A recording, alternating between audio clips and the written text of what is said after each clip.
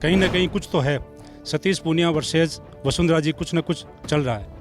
नहीं, वर्सेज कुछ नहीं है। वो पार्टी की सम्मानित नेता है, मैं पार्टी का अध्यक्ष हूँ और इस नाते हम अपनी भूमिका में काम करते हैं। चुनाव तो हम जीतने की क्षमता के आधार पर ही तय करेंगे कौन उम्मीदवार होगा, और मन में भी तय नहीं किए जाते, क्योंकि मन में हो तो लुगाई को भी बता दिया जा सकता है, इसलिए अभी मन में भी नहीं है। पूनिया जी के साथ तो काफिला चलता है, वो शक्ति प्रदर्शन से कहीं और आगे होता है। नहीं, वो भी दिखा देंगे। यदि आपको टेस्टिंग करनी है तो कोई तारीख तय कर देते हैं, वो भी दिखा देंगे।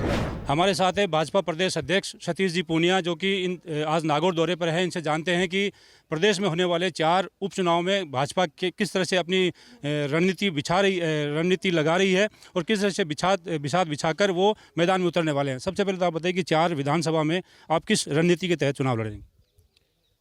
राजस्थान में पंचायती राज चुनाव में एक सैंपल हुआ। राजस्थान की जनता ने मौजूदा सरकार के खिलाफ एक आक्रोश व्यक्त किया मतदान के जरिए। 2 करोड़ 41 लाख मतदाताओं में 21 जिला परिषदों में 14 पे भारतीय जनता पार्टी काबिज हुई। ये सरकार के खिलाफ आक्रोश का एक पहला दौर था। भारतीय जनता पार्टी का संगठन कांग्रेस के मुकाबले ज़मीनी तौर पर काफ़ी मजबूत है और चारों ही जगह पार्टी के कार्यकर्ता खूब परिश्रम कर रहे हैं। अग्रिम मोर्चों के सारे सम्मेलन हो गए और पार्टी ने बूथ स्तर तक की अपनी रणनीति को ठीक किया है। और हमारे प्रमुख लोगों के दौरे, मैं खुद चारों विधानसभा क्षेत्रों में जाके आया हूँ, तो मैं उनके परिश्रम के बूते पर और जनता के मिजाज के आधार पर कह सकता हूँ कि चारों ही विधानसभा चुनाव में भारतीय जनता पार्टी जीतेगी। नगर पालिका चुनाव में आशा के अनुसार आपके परिणाम नहीं मिले, भाजपा को जो मिलना चाहिए था वो रिजल्ट नहीं आया।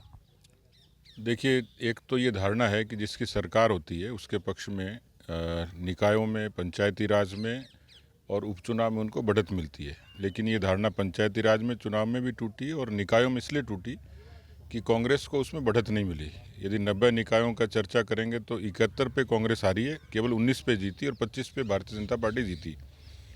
1150 वार्डों पे कांग्रेस पार्टी को बढ़त मिली और 1100 पे बीजेपी को मिली, यानी 50 वार्डों का फर्क था। तो इसको कांग्रेस की जीत नहीं कह सकते। ये बात ठीक है कि हमें जिस तरीके से मैंडेट मिलता था, पर वो मैंडेट नहीं मिलने का कारण वार्डों का जो परिसीमन था, किसी जगह 180 का वार्ड था और वहीं दूसरा वार्ड 1800 का था। तो कांग्रेस ने बड़ी चतुराई से इस पर काम ज़रूर किया, पर उनको भी वैसी अपेक्षित सफलता नहीं मिली।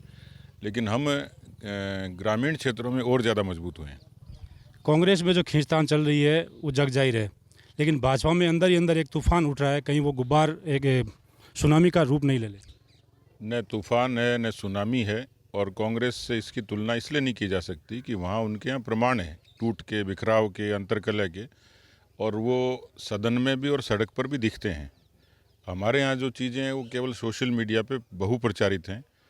तो इसलिए कांग्रेस पार्टी का तो प्रमाण ये कि वहाँ उनके अध्यक्ष को हटाना पड़ा, उप मुख्यमंत्री को बर्खास्त करना पड़ा, मंत्रियों को इस्तीफे देने पड़े, सुप्रीम कोर्ट तक मुकदमे चले। तो कुल मिलाकर जो स्थिति कांग्रेस पार्टी की है, भारतीय जनता पार्टी से संगठनात्मक तौर पर उसकी तुलना नहीं की जा सकती।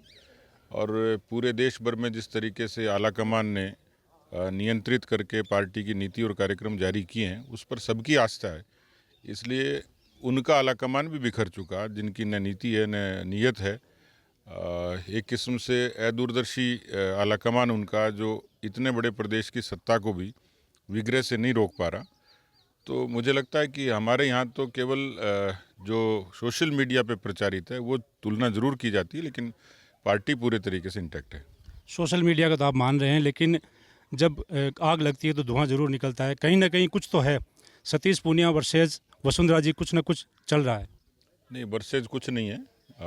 वो पार्टी की सम्मानित नेता है, मैं पार्टी का अध्यक्ष हूँ और इस नाते हम अपनी भूमिका में काम करते हैं।